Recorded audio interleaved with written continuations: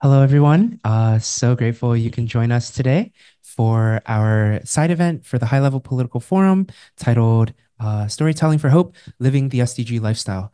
We recognize that a lot of the work that is happening at the Sustainable Development Goals is actually happening at the community and individual level. And we wanted to take a moment while we're here all together as an international community at the High Level Political Forum to really reflect on what are some of the ways that we can take this like international and like abstract idea and localize it into our own lives.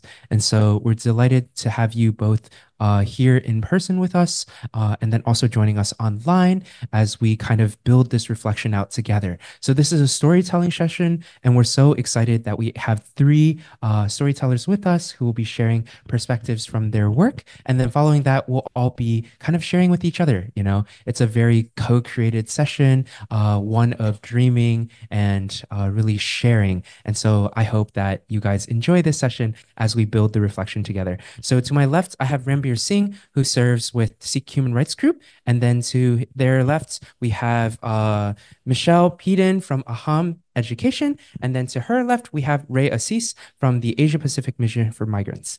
And so together, the three of them are storytellers. And then to my right, I have my co-organizer, Nelly Pisram from Aham Education as well. So really, in order to start us off in this space, I want to pass it first over to Nelly to kind of give us an opening mindfulness practice, and then also share with us some reflections of what does it mean to be in community in a storytelling way in this circle. Yeah.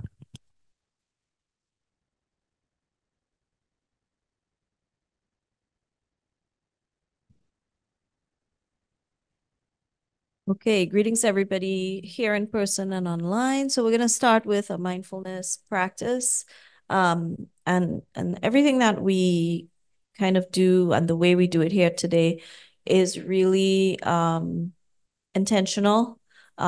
Starting from this practice, and even the way if you're here, you see that we're sitting in a circle, and online you can see that we're sitting in a circle. And so we'll cover some of that later on. But the idea is to really kind of embody some of what we mean when we talk about living an SDG lifestyle in a way that's really conscious and embodied.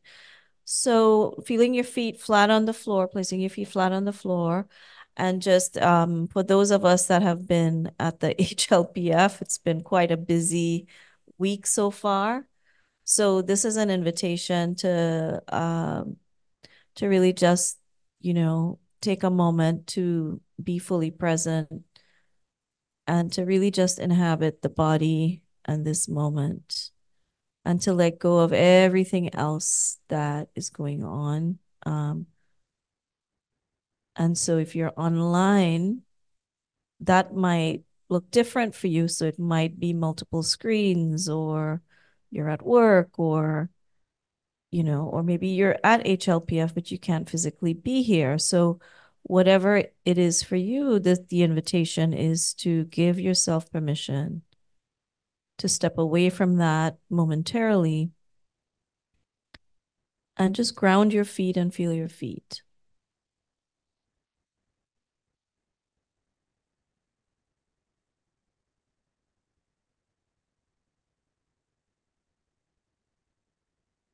And in becoming aware of the sensation in the feet, you might begin to notice that you become aware of all the stuff going on in your head. So whenever you notice that the chatter in the mind or something distracts the mind, just bring the attention back to the soles of the feet.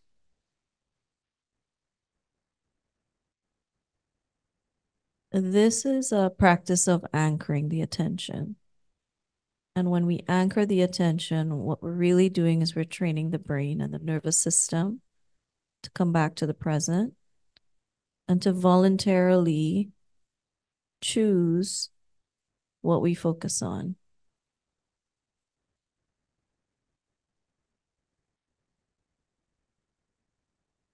And so now expanding the awareness from the feet to the legs, torso, hips, back, front, arms, shoulders, neck, head. Now aware of the whole physical body that is really responsible for even carrying us in this lifetime.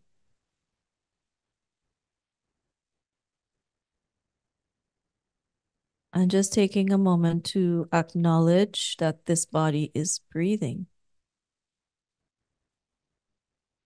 and sensing the breath wherever you feel it the most. And just saying hello to the breath.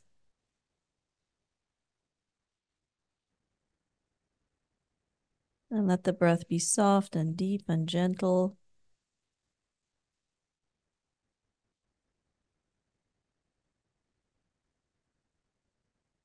And now through the listening and the sense of touch, becoming aware of maybe outside of the body interaction with the air, touching the face and hands, clothing on the skin, hearing sounds near and far.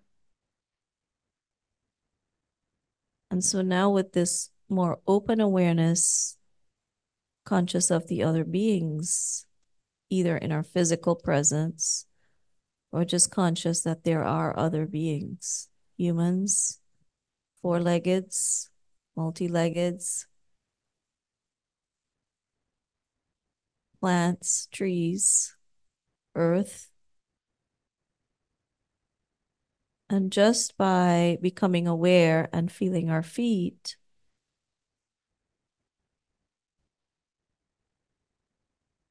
we are not only connected or connecting to oneself, to this physical person that's here, but we are also connected to the extensions of ourselves, which is the earth and the earth body. And we're connected to each other and to the trees that share this breath with us. And so when we practice in this way, whatever the experience is, there's an acknowledgement that there's no separation between this body, the earth body, the other bodies in the room. There's something that is connecting us. And so from this place, the invitation is to, during this session, to reconnect to the sense of being here, to the sense of being interconnected, as we explore the ways that the journey into sustainable development is really coming from our own stories, our own relationality to ourselves, to each other, and to the earth in a much more conscious way. And what that means for you as you think and reflect on that. And as we leave here, what does that look like when we move in the world? And so, whenever you're ready, on the next out breath, if your eyes were closed, you can open them, wiggle your fingers and your toes, seeing as if seeing for the first time. And I'd like to invite, we're sitting in a circle, and those of you online, the invitation also is to, how do we have dialogue? So we're going to actually start with some shared agreements, and this is a practice that comes from many traditions, and it's something that we actually engage in when we have global or community conversations about the SDGs and the way that we do this work. And so it's a way to make sure that when we talk about multi-stakeholder dialogue, that there's equity of voice. And so I'll just give you four things which are easier to remember. So one is speak from the heart, your truth. Number two is listen from the heart without judgment, even if we disagree. Number three is respect whatever the speaking protocol is, so that everyone has an opportunity to share and everyone has an opportunity to pass if they choose to remain silent. And number four is be mindful and lean of your speech. So if you're the type of person that's like me, that you like to talk, just sit on your hands. Give just maybe one thing that I like to do is when someone finishes speaking, I pause, I count to three before I say something. So that could be something. And if you tend to be really quiet, maybe lean into to what leading to sharing, because everything that you have to say, I'm pretty sure is valuable in some way or other. So is everybody cool with those four agreements? Yes, and online, we're cool with it. Thumbs up if you're agreeing. A virtual thumbs up. Fantastic. So now I'm gonna pass it on to Steve, who's gonna help us with into the storytelling part of our session. Thanks, Nelly. I I love that like we start with an energy of contemplation in that I think what we're gathered here to do is to tell stories, to share perspectives, but really to reimagine what's possible, right? We know the backsliding of the SDGs in large part was caused by the pandemic. There's been a lack of political will, erosion of trust. There's a lot of challenges that we face in this moment. And it's not just an issue of like policy and of mind, but really of heart, right? And if we want to shift our directions of creating a better world, one where the SDGs are achieved, I think we need to first envision that, right? And how best to envision that then to actually live the SDG lifestyle, right? And so we're really here to reflect like how do the SDGs show up in our own lives? And so I'll pass to Rambir first to kind of kick us off in like sharing his stories and reflections on how are you living the SDG lifestyles, and then what ways is that showing up also in your community and your work?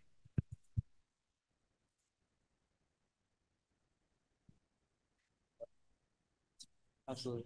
So thank you very much, Steve, and to you, Nelly, as well, for I think that very grounding exercise in mindfulness. I think hopefully helped to bring us all, in the same room, present in mind. So with that being said, I want to thank the Buddhist Tzu Chi Foundation, Hem Education, Loretto Community, as well as Sikh Human Rights Group for hosting this Storytelling for Hope, Living the SDG event. I think when you think about that, term, storytelling, you know, and you think about that term in the context of epistemology, storytelling has always been, are you all able to hear me, by the way? So I think that storytelling has always been a part of how communities, human organizations, civilizations have always shared the knowledge that they've gathered and have been able to come up with. So I think with that being said, it's very powerful that we're able to share and come together and share the knowledge that we've all gathered from our own walks of life and our own communities in this way. And then I think where we think about the SDG lifestyle, I think that term itself is very powerful because it centers the individual, it centers the community in a conversation about fulfilling these SDG goals in, I think, a context that has often been correlated and identified with the state and with the macro level. And I think in that conversation about the SDGs, we've often centered that macro level or organization, the state unit, often at the cost of what the individuals, people at the bottom, the communities unit have been doing to further the SDG goals. So I think when we use this term, the SDG lifestyle, we're doing a lot to help center the individual and the community within the fulfillment of these goals. And I think that's very important. So when I think about myself and the way that I might go about living an SDG lifestyle, I think about myself as a member of the global community of Sikhs. And I think about how Sikh philosophy and Sikh practices have been contributing worldwide to the realization of the SDGs. And right off the top, I think about how Sikhs practice this principle of respect and equality for all, respect and dignity for all, irrespective of identities such as class, gender, race. And this principle informs the policies within our institutions so that anybody that's within these institutions, part of them, has equal access, full access within them. So for an example, gender discrimination, this is a concept of practice which is forbidden within the institutions.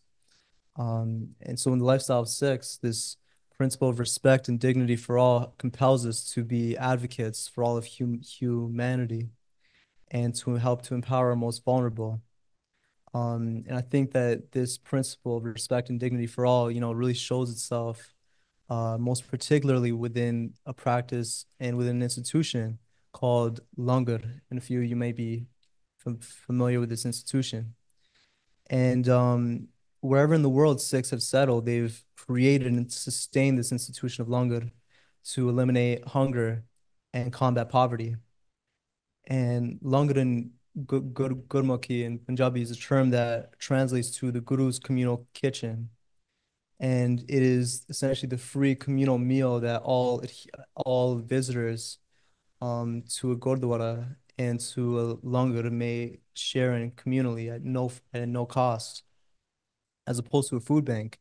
Food banks are institutions that we're very familiar with in the West. But as opposed, and they do tremendous work and they play a very important role. But as opposed to a food bank, there is no distinction made between members of differing social status or class. And so all members of the community, when they partake in langar, they sit on equal grounds and partake in a meal together at no cost.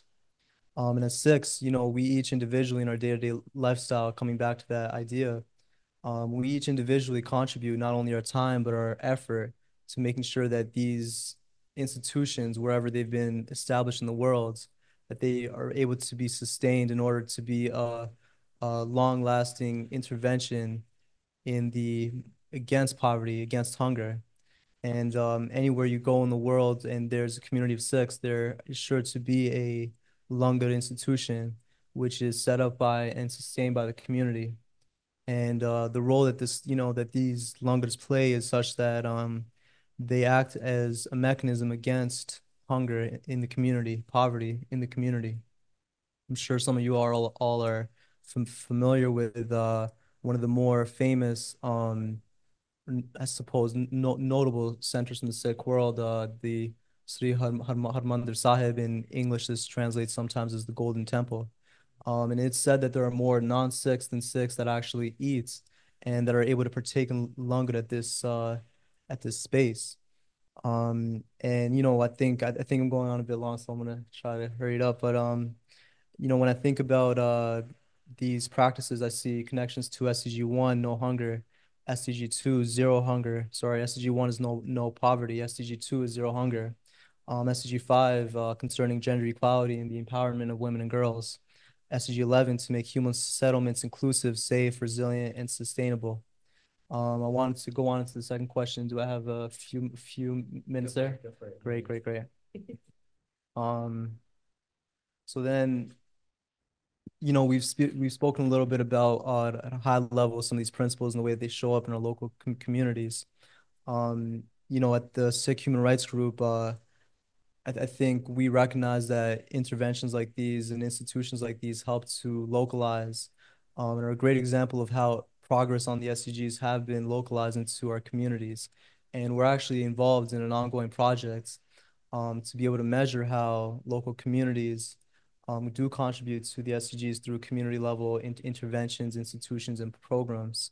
And what we found is that oftentimes, we've spoken a little bit about this earlier, is that the measurement of these SDGs, um, the progress in the SDGs, these are often measured through these macro state level targets and indicators.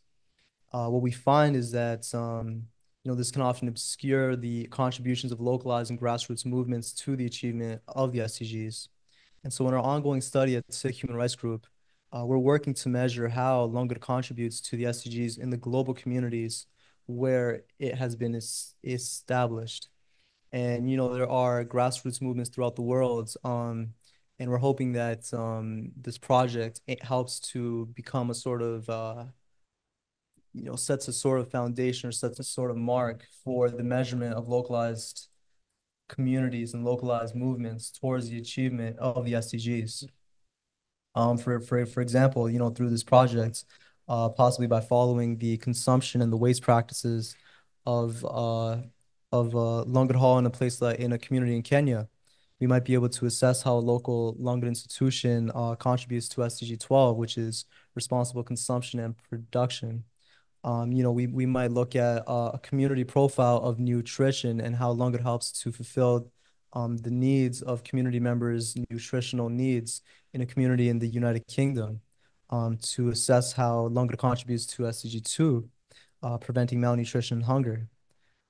We also might be able to think about SDG 10.3, ensuring equal opportunity and to reduce inequalities of outcome, including through policies, through a more subjective, human, experiential conversation with those members and those folks at these gurdwaras and these longer halls in communities across the world. So I think that we're hoping to break ground in establishing the contributions of localized communities, locally, globally to the SDGs, and creating a sort of standard for that measurement. And so we're hoping to be able to set a benchmark for that localized measurement. And when we think about the measurement of the SDGs at a localized level, I think that thinking about these practices like Langar and this is respect and dignity for all, we're able to take those individual community contributions and really apply it to our everyday lives. I love that. Thanks so much, Ranbir. There's such beauty in like being able to not only do the work, but communicate it in a way that bridges the language between the global and local, and I really appreciate how you've been lifting up that it's through taking these values and really putting them into systems that support a community that you can see that sort of flourishing of an SDG lifestyle for the community. So I'll now pass it over to Michelle to continue us in this conversation, thinking about what does it mean for you to live this SDG lifestyle, and then also how's it showing up in your community and in your work. Thank you. Ooh, that was such good wisdom. I'm just gonna take a second to sit in that. I've been a part of a lot of storytelling circles, and I've been a part of a lot of restorative justice circles, and so much of those practices come from Indigenous culture and history and practices. And so I just wanted to acknowledge that in this space. And something that I love about storytelling circles is that everyone is bringing wisdom here. So it's not one person sharing, this is the way to be, this is the right path, these are the answers. It's everyone bringing their experiences into the space, and everyone has a part in the information and wisdom sharing. So I'd like to start with my story, a piece of my story. So when I was an undergrad, I went to UNC Chapel Hill, and I, like very many people in my my age group and around the world, I was like, I want to save the world. How can I save the world? What can I study? What can my major be in college so that I can like be equipped to go into the world and save it? Very quickly, humbled, right? I did a undergrad degree in global studies. And in the global studies department, very, very quickly, it was reflected back and in conversation through my mentors and my colleagues. I realized that the best way to go about saving the world is to start in your own backyard, to start in your own community. So I took that to heart. And after undergrad, I did a fellowship with an organization called Student Action with Farm Workers. It's a really amazing organization based in Durham, North Carolina. And I spent 6 months doing health and education outreach with migrant farm workers in Eastern North Carolina. Now, my background, my mom's side of the family is Peruvian. And so I grew up in a multicultural, bilingual household. And working with migrant farm workers was the first time that I was able to use Spanish that I grew up around in a professional setting in my workplace. And it just felt like I was in the right place at the right time. That was where I was meant to be.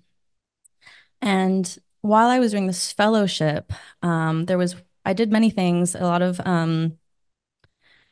work around like environmental justice issues started coming up very presently. So we think about environmental justice, we think about climate change, but I was seeing it in front of my eyes. So I was seeing how heat stroke and heat stress was manifesting every single day in the work of the farm workers, even in where they were living with no AC, crowded rooms. So I was seeing very presently consumption culture, the sustainability of our current consumption rate and climate change and all these things. I was seeing it in the people and the lives of the migrant farm workers, many who were men from Central America. But this one particular day, I was called to do interpretation for a farm worker who needed urgently to go to the ER. Um, and we sat for many hours talking in the ER, and he was telling me about how because of the labor conditions and being out in the fields for sometimes 12 hours at a time, there was nowhere to use the bathroom but a porta potty. But we're talking about Eastern North Carolina, rural North Carolina, the South, right? In the middle of summertime, July, August. And in those porta potties, it was over 100 degrees. So no one ever used them, even though they were available. So people would go to the woods nearby to use the restroom. And in one of these days, he'd gotten an abscess, right? And it had gotten infected because if you don't work, you don't get paid. If you miss an hour, if you miss a bundle of whatever it might be that they're picking, then you don't get paid. So he had ignored it until he couldn't anymore. And so we're sitting there and I'm seeing his worry because this money is supposed to be sent back to his family in Central America. If he's out for a week or two healing, what are they going to do? So he's stressing about this. And this conversation and this evening that I had with him has always stuck with me because I think it's important in our work and in our life to ground ourselves in people's faces and in their stories and in their families. And so his story has contributed to my story. And that my time at Student Action with Farm Workers was grounded in this direct service that I now realize, and even then realized, is very much in my values. It's a part of who I am and what grounds me in my work.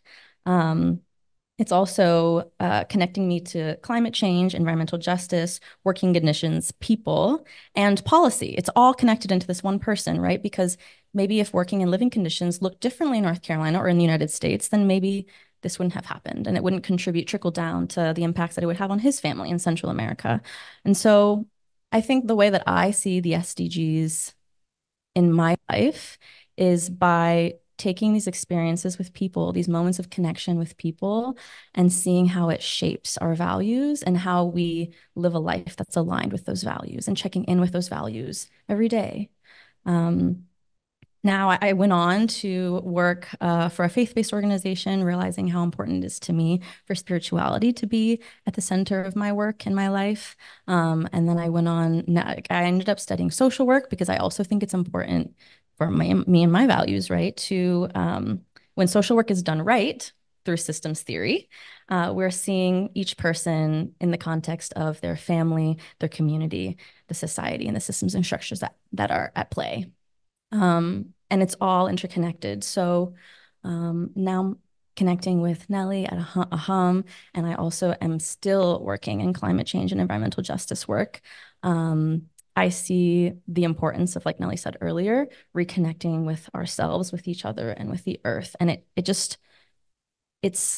I like to think that my story all contributes to where I am now, and realizing that we all play a small part in a ecosystem of social change. If I can leave any sort of resource with that for anybody that's in person or online, there is by Deepa Iyer, there's a social change ecosystem map that I really ground myself in because it can be very easy to feel overwhelmed by all the SDGs.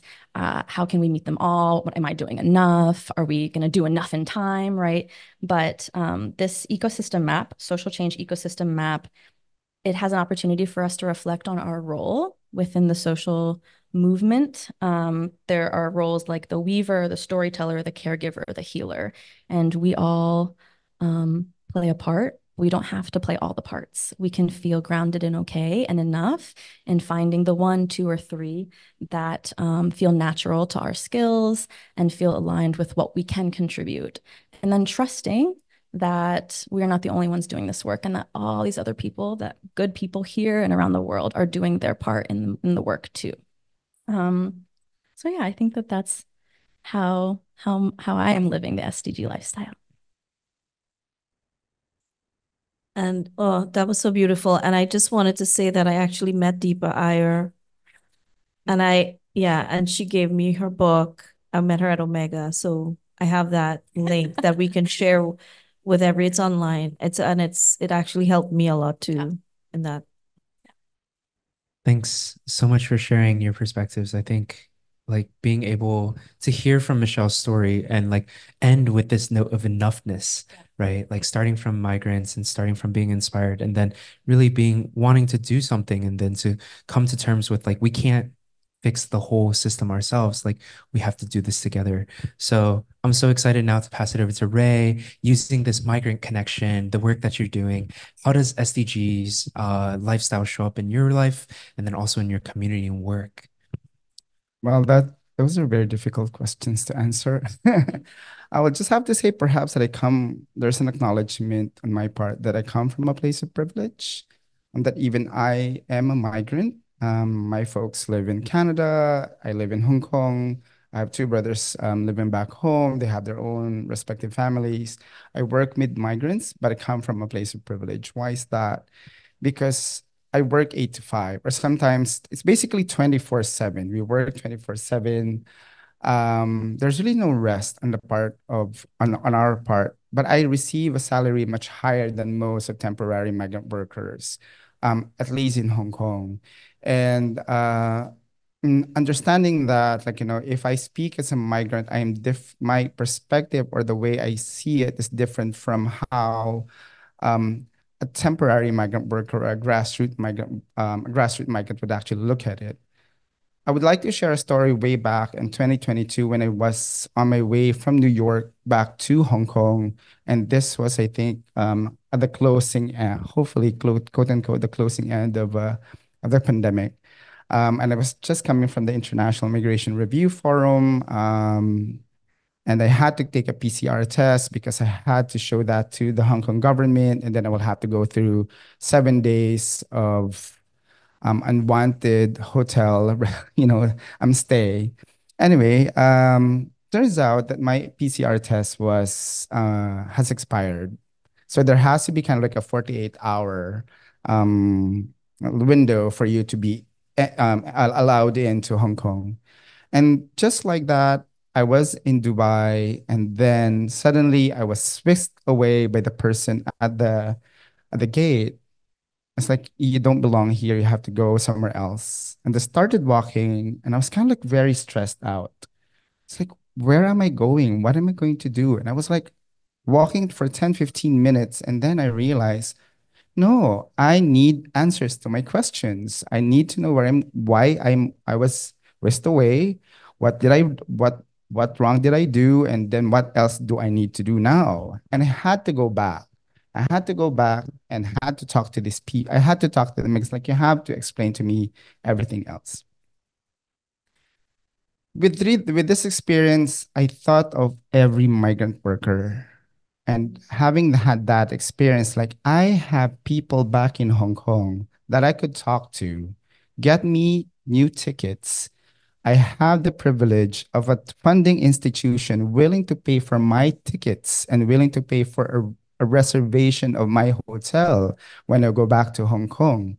I had the privilege of a phone. I had the privilege of a good phone with good connection that I would be able to talk to anyone that I needed to because I don't want to stay in Dubai. I had that choice. Migrant workers do not. A lot of temporary migrant workers, a lot of grassroots migrants do not have that choice. And so that kind of like the story of our dear sister here, it got burned into my head just how privileged I am. And looking at the migrant workers that I get to work with every single day of my life has actually taught me um, that there is really a lot of things that we need to do in order to address the problems faced not only by migrant workers, but by every person in our society, in our community. And so answering the SDG lifestyle, I was actually thinking in my head, is it really an SDG lifestyle or is it really the people's lifestyle? And then the SDG lifestyle. Because I was wondering at some point when I was having a conversation around advocacy spaces and the Agenda 2030, I was wondering, it's like, where do we put migrants' lives into the SDGs? And I realized the lives of migrants are so much bigger than the SDGs that I feel like the SDGs should actually serve the migrants and not the other way around. That I don't have to shape a migrant's rights. into a square in order to fit into a particular goal, or put into a circle into this particular SDG 13 or whatnot.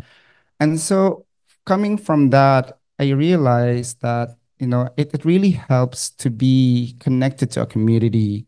And I'm privileged to have an organization whose orientation is about empowerment. It's about giving voices and teaching people to have that voice and to own that voice and to be able to speak for themselves. Because having worked with a lot of organizations who are providing services to migrant workers wherever they are at, you give them a service, and then at some point they go back home. They don't contact you. But when they have problems again, they go back to you. So it seems to be the same problems over and over. Do I blame the migrant worker for going through this quote unquote shit? Uh, sorry for having said that. But yeah, it's kind of like you realize maybe if they have the same tools that I do, that they would be able to speak for themselves, that they'd be able to articulate their own issues and talk to governments as much as many of us here have. Being able to have that privilege to come to the high level political forum, having a visa. I'm a Philippine passport holder. It takes a long time. It's difficult to get a visa almost anywhere.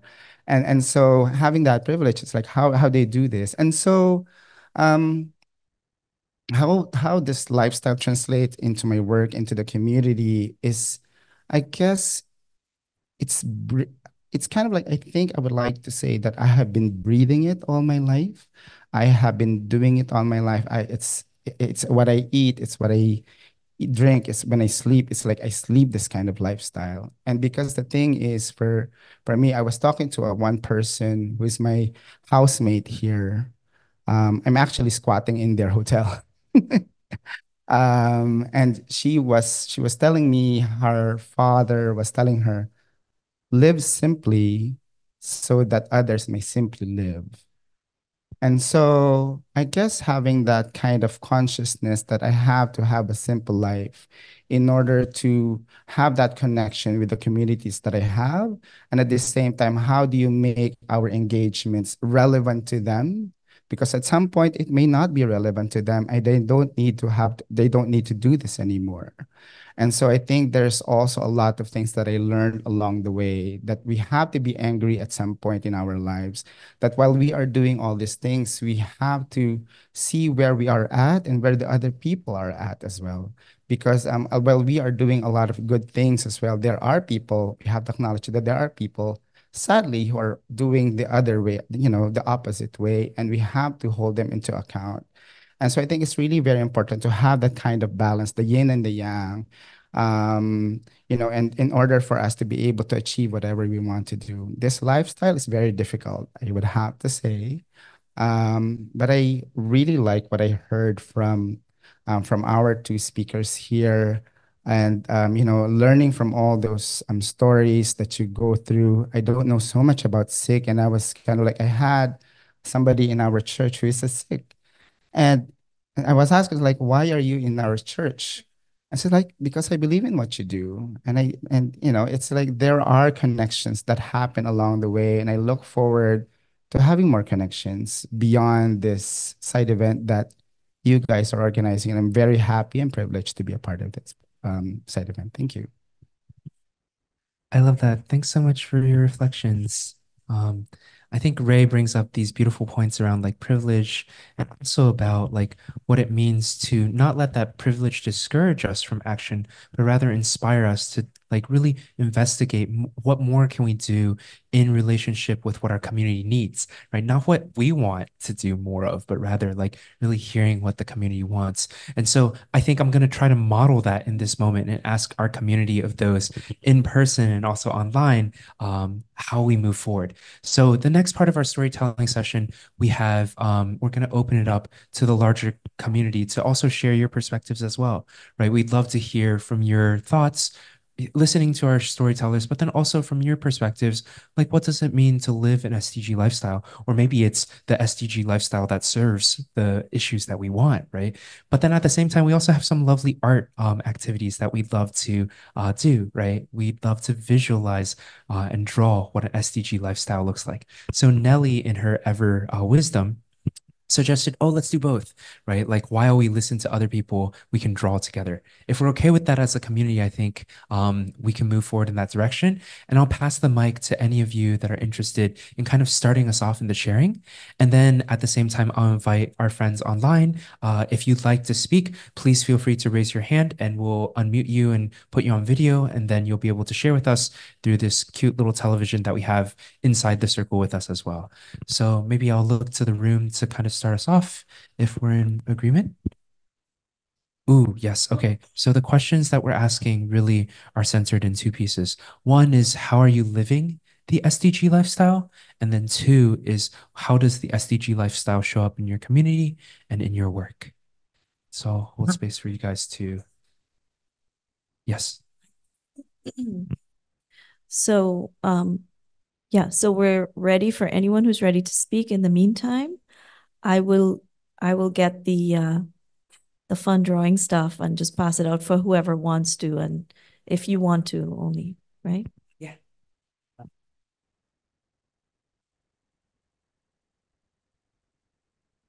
It's sharing time in a circle, and we've heard people talk about things, and now it's other people's turn to tell some stories.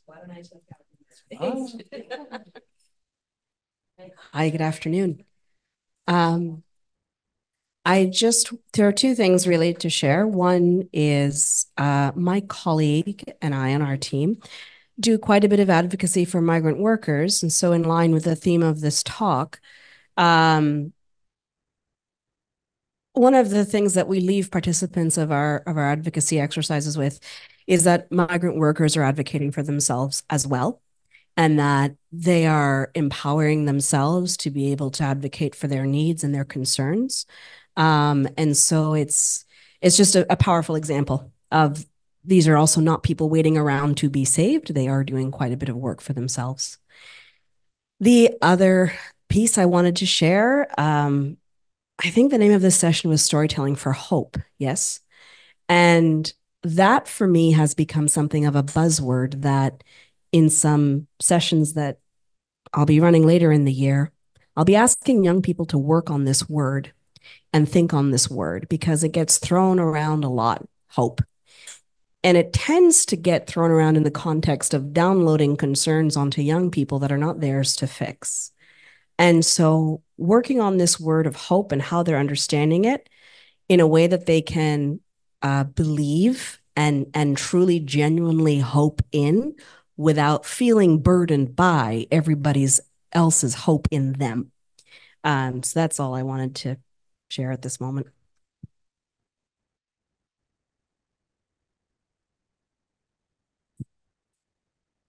Thanks so much. I love that like hope in that like I think each one of our storytellers also spoke to like their optimism in like how actions translate to impact, right? And but I love this particularity in how you're unpacking hope in that it's this like freeness of being able to not as a young person take on the burdens of our past generation and that expectation, right? But rather to see the limitlessness that we have in front of us and the power that comes from like being together in community intergenerationally. Yeah. Other reflections on how we live an SDG lifestyle. We encourage those online, if you want to raise your hand in the reactions, we're more than happy to spotlight that as well. Hmm. Oh, yes, we do have. I know when Michelle was sharing, Marilyn spoke about how she also comes from a want to save the world generation. Yeah. And I think we, yeah. Hmm. So the protocol that we'll use is we'll just go around the circle, and if you don't want to speak, you can say I pass and we'll come back to you, right? So we started with this young lady and her name is with Sabrina. So just say your name before you speak. So or say your name and say I pass if you're not ready to say anything yet. Hi everyone, I'm Glennis. This was a really lovely event, so thank you for sharing your thoughts with us. I think we can live a SDG life in our little ways and everyday routine and our everyday life of just noticing where an SDG can be helpful and noticing where we can make an impact in the littlest of ways. And I think that's what living an SDG life means for me because a big change happens with a little change, starts with a little change. Hello, everyone. I'm Wolf, like the animal. Thank you for this lovely event. Well, since I'm on the spot, I guess I'll just say what's on my mind at the moment, which I appreciate the concept of the SDG lifestyle for multiple reasons. One of them being that, as was stated, so much of the discussion of the SDGs tends to be very macro level. Even the term itself it's a policy-oriented term. It's not something that sounds necessarily inspirational or catchy, even though it's actually like, I mean, the 17 goals actually encompass a whole lot of really important things that could be the basis of a whole system of values and a whole lifestyle. But thinking about, well, how does one live an SDG lifestyle? What's interesting about that is that for many of us, it's not necessarily practically possible to live a truly sustainable lifestyle because there are so many institutional barriers to that. We need to travel for those of us who want to engage in processes to try to make the world more sustainable. Ironically, that means burning a whole lot of fossil fuels. We have a lot of positive behavior changes, like for example, eating less meat or moving to a plant-based lifestyle, which definitely is more sustainable, but is also out of reach for a lot of people because of price barriers, the lack of price parity, um, people living in food deserts, and so on. So I like the idea that it's aspirational. In a way, it's like the concept of an SDG lifestyle flips responsibility back to the governments as well. So it shifts the focus, but it also makes it reciprocal because there's a need for those in power to actually do what they can, which is beyond most of us, to make a more sustainable lifestyle practically possible for more people. So that's just what's on the top of my mind now. Thank you. Hello, everyone. I'm Hui from Malaysia. Similar to Steve, we are also from the Buddhist Tzu Chi Foundation. But I would like to just speak out of the bottom of my heart. So I will remember reciting the Scout lore since I was 10 until today, of having the idea of helping everyone every single day. And SDG is not new to me. We even learned about SDG before it was called the MDG, the Millennium Development Goals. So to me, it's just like what I am doing today, standing outside of the door, welcoming our guests, welcoming our panelists to see what are the things that we can connect when we share this moment together. So SDG lifestyle to me, it's like a collective work of understanding, analyzing what are the resources we have, and what place it has extra, and the other place they have a lack. So how can we connect the dots and make it more even out or average so that all of us can share the resources together and we can cherish this world at the same time? Yeah, that's what I would like to share. Thank you.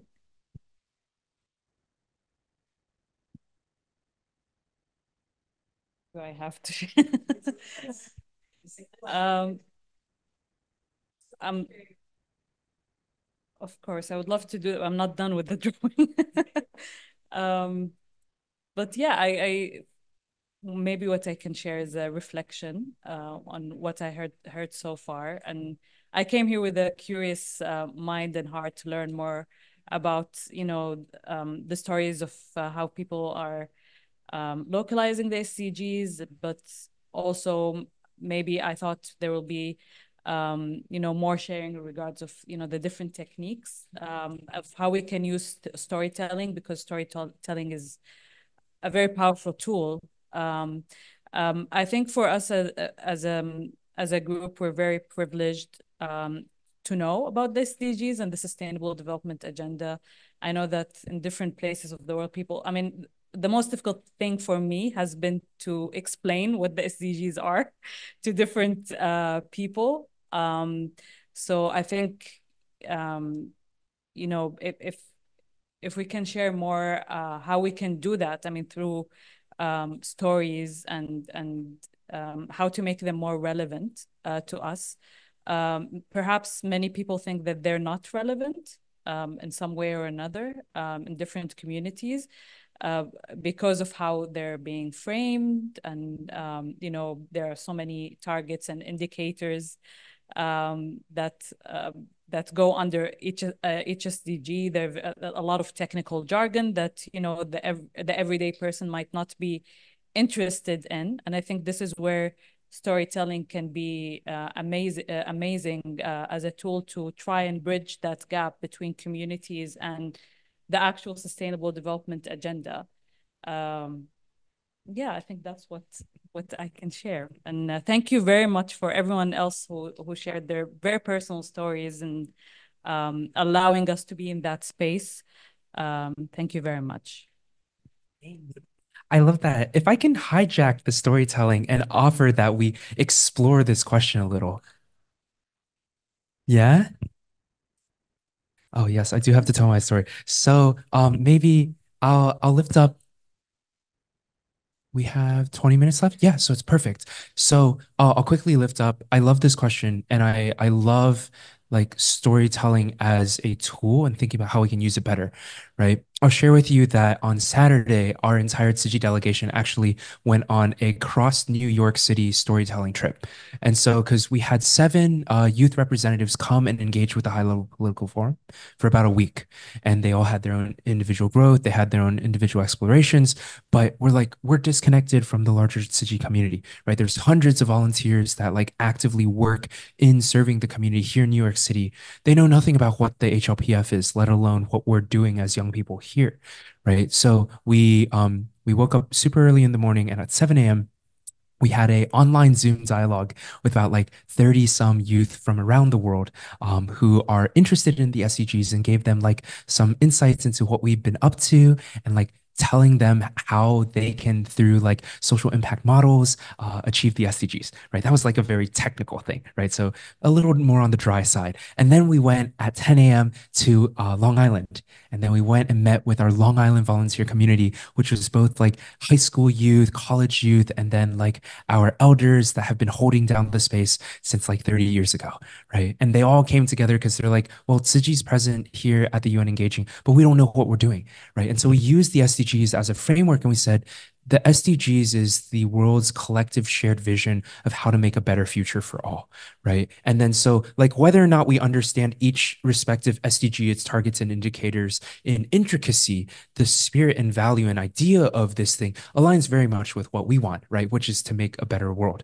And so we told the stories of like how we've been engaging, the little tea parties that we were hosting, like what does it mean to have a bilateral? What does it mean for young people to engage with strangers, right? And all of these stories woven into this larger narrative of like the work that we have at this international level is also translating to the local level, right? And then after that, we went out to Flushing in the Queens to like do some more community engagement and storytelling, and then we karaoke'd home, right? So that was our like 15-person van bus journey across all of Saturday, right? But all this while, I think in my heart, I was thinking like, how do we better tell stories? How do we better inspire people? Because people don't care, right? Right now, we're so apathetic. We're so overwhelmed by the amount of like suffering that's happening in this world that it becomes very difficult to get people to like say like, I want to open my heart up a little and be willing to take actions that I might hurt me or are a little uncertain, or maybe I get rejected for it, but I care so much that I'm willing to try.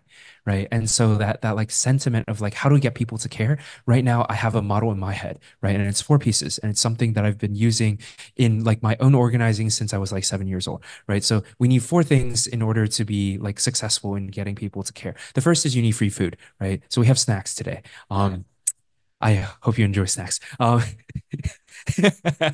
Right, to come. The second piece is you need free space, right? Because we need space to like kind of act as that bridge. The third piece is we need free childcare, especially for those who are like of this young professional age. They have their families, they have like work they need to do, but it's really hard to like separate yourself from like caring for your personal life unless you're in community, right? So community has to create that sort of like infrastructure of support, right? So those first 3 things, that's like to support the individual in order for them to show up, right? But the last piece is like how we need to help them see where their impact is, right? Like give me an hour of your time and I can help you see like how this hour can translate into like 30 hours of impact for this person's life, right? Like spend an hour tutoring a child who's never been tutored before, and you don't just walk away with a sense of like accomplishment and achievement because you help them with their math, right? But you walk away with a sense of that joy that they get from being with someone who for the first time ever cares about them enough that they're willing to sit down and share with them their own learnings, right? And it's like that sort of like modality of how do we inspire that? We have tea parties, right? And through those tea parties, we tell stories. And I think really like storytelling is such a transformative tool. And so maybe I'd love to hear from everyone else. How are you using storytelling? Yes. Oh, yes, please. I got too excited and hijacked. We storytelling some more. Let's do, because I'm gonna go there, so I'll save it for last. So we'll do Susan and Vic and then me. Well, yeah, thank you so much. I think the conversations like this that connect the global to the local to the personal are really powerful, because I think when we think about where our great power lies, it's here. It's with what we do in terms of our personal development. So that is really central to how I live. It's really how can I be the best version of myself in order to make the best changes in the world. And I think conversations that are also taking things from the intellectual and the technical to the heart are also really powerful. I love hearing that here today, because, you know, if we really want to make changes in the world, we need more love, we need hope, we need all these things that are ultimately going to make it more sustainable for us, because to be sustainable, it's got to bring purpose, it's got to bring joy and kindness and all of those things that make our lives sustainable in the face of all of the difficulties that we are facing. And so I think that's how I try and live. So thank you. Thank you so much, everyone. I'm aware that we just have 15 minutes left, conscious of the time, so I'll be very brief. Just a couple of things. The first thing is be the change that you want to see in the world. So I think I learned it in Mahatma Gandhi, our father of the nation, once said. So I truly believe in that. It all starts at you. Do small things whenever you can. In your daily lives can contribute to the SDGs. I think I was looking also at this Deepa Iyer's social change map that you guys told us about. I was quite impressed that as a storyteller also you can, be part of this movement and contribute towards equity, liberation, justice, and solidarity, so that the wheel is there. And I think, yeah. So it's a thank you for inviting us, and it was great listening to all these great speakers here. Thank you.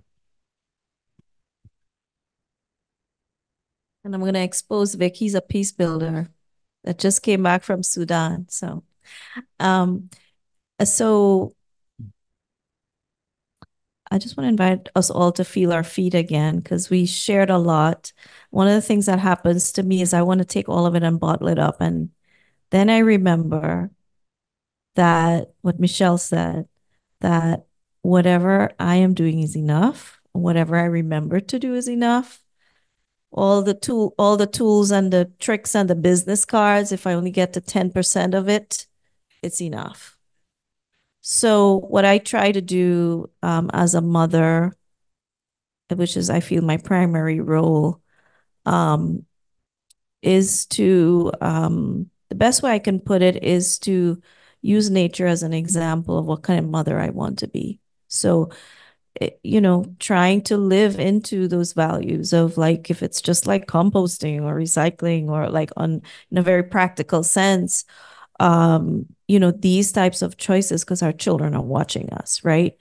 And the other way I set the example is through the practices that we're doing here today. There is something that the way in which my organization engages at the UN is to embody experiences of well-being and of the SDGs rather than talk about it. So you walked into a circle and that was very intentional. The way we shared was intentional. There's a lot that we do in our work to embody what it means to live this way. And that's how we teach it, because unless we really experience ourselves in a particular context, unless, I mean, all of us have learned from experience, right? That's really when it sinks in. It's when it really changes. If you kind of studied anything around the science of changing habits, we really only change habits when we begin to change the default network from a neuroscience perspective in our brain. And the only way to do that is to have an experience, whether it's an imagined experience, and that's where kind of visualization and repetitively can help with changing neural pathways. And the other ways to actually be doing it. So just by you coming here today, you will remember that you sat in a circle and you shared a story. And even though we didn't give a handout, now you can go and replicate this. The shared agreements is a really powerful practice for equity of voice. I can't tell you how many meetings that I've sat in at work where it's one or two people talking all the time and everybody else has to listen. And that, you know, and I know that's something that in the Sikh community, which Rambir didn't get into, but it's even sitting at the same level. So I'm saying all of this because this was all intentional today. We didn't sit on the floor because we didn't have cushions, but if we could have, we would have. But so there's something in the fabric of the how that is not modeled at the UN, because the structures that exist at the UN are from the way the room is set up, from the access to the way in which we have dialogue, are practices of divisiveness and disconnection. And so if there's one practice, and this is what makes it easy for me to digest all of that into something kind of simple to implement, is what is it that's going to move us from disconnection to connection? So when we walk into this room, what is the setup that's going to make us feel more connected to ourselves and to each other? What are the practices we need to do to let go of all of the suffering we're carrying in our bodies because of all of the people we're serving? And how can we model that? How can we bring it into the spaces where we are, so that not that it's a sense of blind hope and optimism, like we don't have problems. There are real problems in the world. However, there is a way that we can both hold the suffering and still, because we're human beings that have a choice, hold on to the possibility that it can be better. And when we do that, it's like, for those who can't see that possibility, we begin to at least shine a light. So attention goes where the light goes, and then all of a sudden something is possible. I was in a session over the weekend, and the Costa Rican ambassador was there speaking. And she said, she was asked a question, it was a bunch of civil society representatives, and she was asked, you know, what advice can you give us? Because sometimes it feels like you're here telling us that you have this initiative to give more access, but it feels so impossible sometimes. Just to get here is hard, expensive. And she said, you know, even when you disagree, there's always a way that you can communicate, and it starts with, what is your mindset? She didn't say heart set, but that's what I was hearing when I was hearing her speak. Your mindset and your heart set is your responsibility. It doesn't matter what, you know, and we have the capacity to co-regulate with folks and to help them shift their mindset and their heart set. And if that's all we do, it begins to change perspective.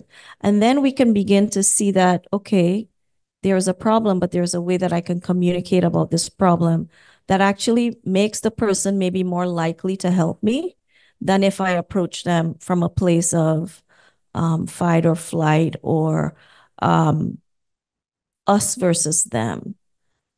And this is just what we've experienced. And so last thing I'll say is the way that we do this in our community is we hold communities of practice where we practice like this. We have a beach meditation. We used to do it every Sunday during COVID on a historically Black beach. And we talk about the values of the SDGs without ever saying the word SDG, right? And as a result of that, we now have one person who is a county commissioner fighting for the right to clean water. So this is how it connects to policy.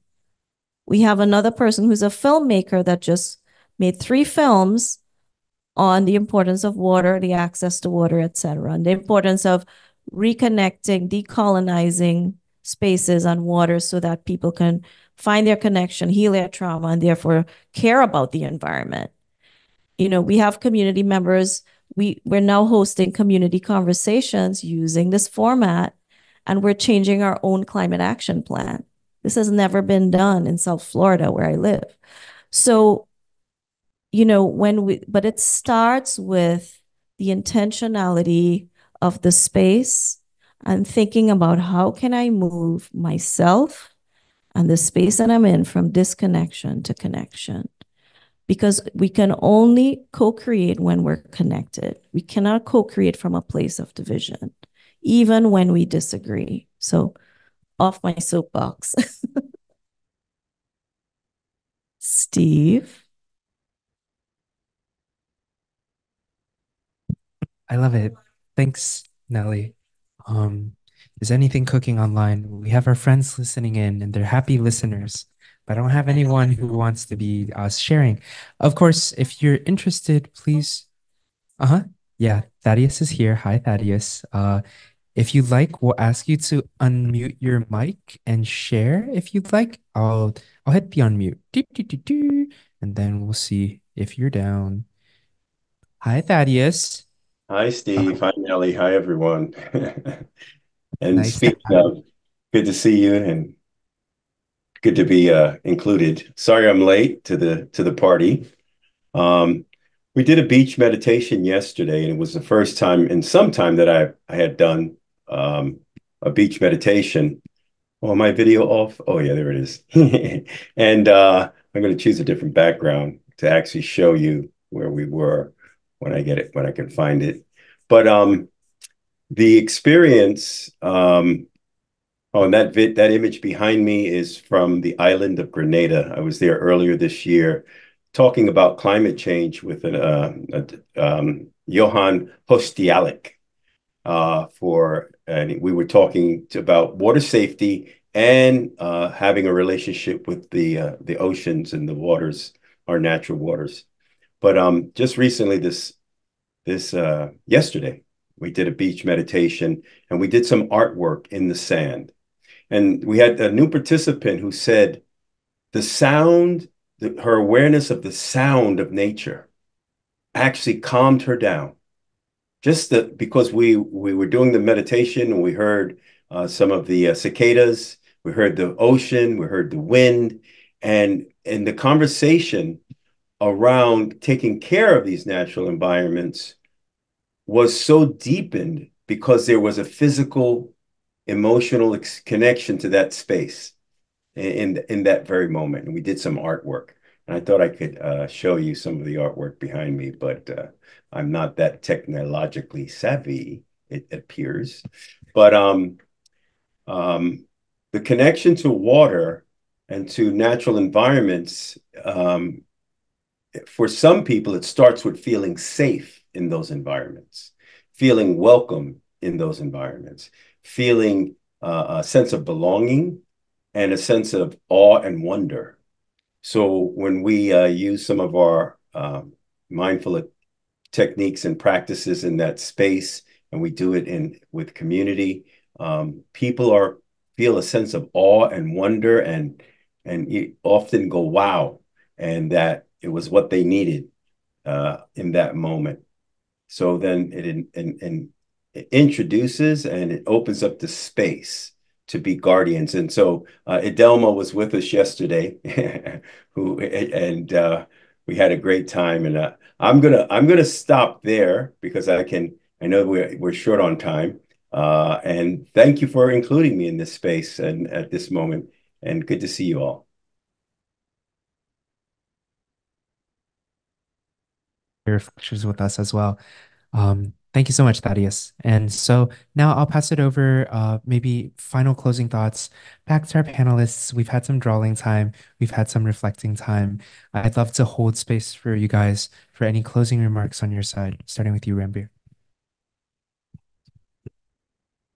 Right. I think I just want to thank everybody who's been able to speak from their point of view, everybody that has been able to reflect upon what that localization of the SDG means to them and how we can all embody these SDGs and their achievements within our own day-to-day lives.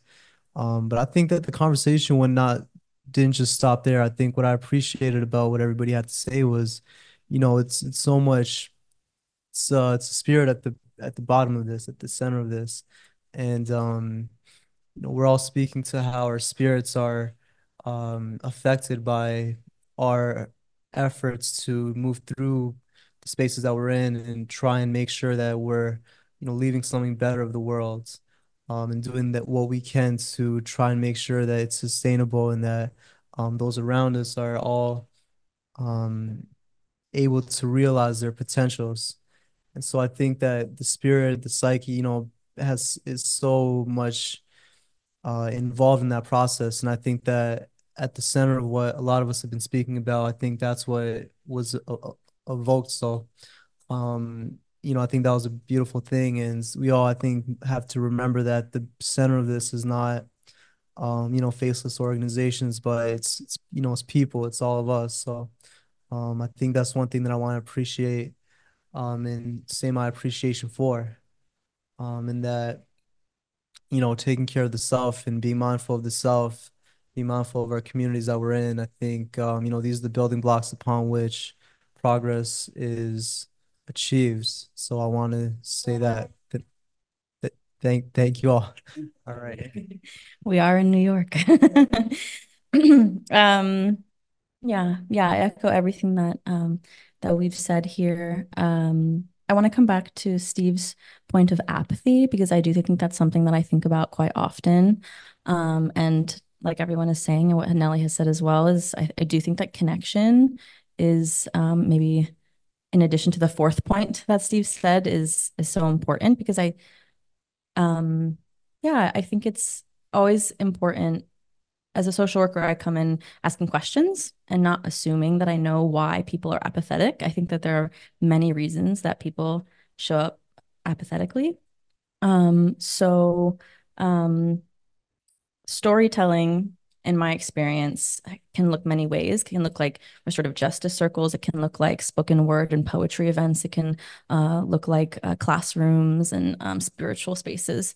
But I do think that storytelling is a beautiful way of inviting people to see themselves in another person, and also, like Steve was saying, see their impact. And I think that when people see themselves reflected in the community that they're a part of, because I think apathy and loneliness and isolation goes hand in hand. And there's just such an epidemic of loneliness and isolation right now that connection is really at the center of what that solution can look like, and storytelling being an amazing tool of that in so many ways. So I guess I would say I'm just going to leave by saying that just because things have been done a certain way doesn't mean that it has to continue being done that way. So how can storytelling, how can circles, how can sharing, how can connection be invited into all of your spaces wherever you show up, and challenge the way that things have been? Thank you. Ah, um, I guess one thing that I would like to share is that there's so many stories have to be shared. I think it would be good to have this storytelling done over and over and involving as many communities, as many people as possible. Those who are part of our organizations, those who are not part of our organizations. And I think for many of us who are here in this circle, have, I think, kind of like a bigger responsibility of protecting those stories and then, making those stories heard. One of the things that I learned as well from the pandemic is that while we know that self-care is important, mutual care and community care is something that we really have to be really big on, because I think in a very individualistic world right now, what we need is a lot of these stories, a lot of each other's care, and a lot of those things where somebody else needs a hand and we just have to be there at all times. Thanks. Beautiful. Thank you guys so much. So I'll pass to Nelly for closing words and then close out the session. Thank you. So I just wanted to close by saying this is part of a series. In our community, you heard from Thaddeus, he's actually one of the co-founders of the community of practice that I talked about, that we work together. One of the things that my organization is doing are community conversations. We call them embodied conversations, because we apply the practices of mindfulness and connection in those conversations. And we do that to change our climate action plan currently, but we're going to continue doing them to do many other things. And so now we're going to have global community conversations, and this is the first one. The next one will be at the Summit of the Future Action Days. We're submitting side event. Costa Rica has agreed. We're waiting for one other member state to agree, and we're waiting to hear back from, we need a UN agency to agree. So I'm going to reach out to Vic to help us with that. And it's going to be everyone at the same level, member states, civil society, whoever wants to enter the room, and it will continue to be like this. I've even asked the President of the General Assembly to do what I'm about to ask all of you to do, which is to create a 30-second or less clip with just a few words saying, what does an SDG lifestyle mean to you? And then if you will share it with us, I'll send you a follow-up email. If you've all registered, you'll get that email, and we'll put a place for you to put that video. And then, so that's part of our storytelling campaign, also using social media. And then if you want to do the same, we'll have a toolkit ready. I'm making this up as I go along. We'll have a toolkit ready for you to be able to do that and join the campaign. Beautiful. Thank you, Nelly. So thank you so much, everyone, for joining us online, in person, watching the recording. I hope you got and took away a sense of hope through the stories that have been shared, a new sense of direction in what we can do, and a path forward as we work together to integrate the SDGs into our work and beyond. Thank you so much. Bye-bye.